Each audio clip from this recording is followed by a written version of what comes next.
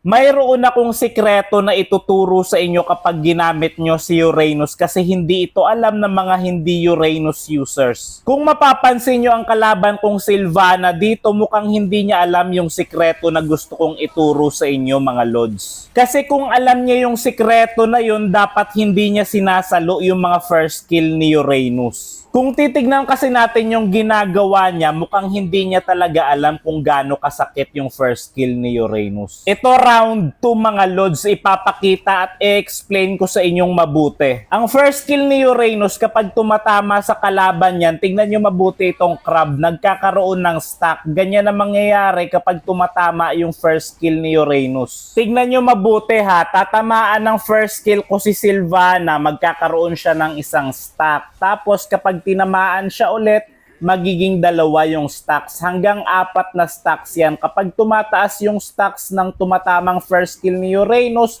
lalong sumasakit yung damage ni Uranus. Tignan nyo naman, hindi niya namamalayan, ubus na kaagad yung buhay niya kasi tinitiis niya yung mga tumatamang first kill ni Uranus. Basta kapag may stacks yung tumatama mong first kill sa kalaban, lalong sumasakit yung damage mo sa kanila. Pag hindi nila alam talaga, kawawa talaga sila kay Uranus kapag ganon. At follow nyo ako para sa mga tips pa na katulad nito mga lods.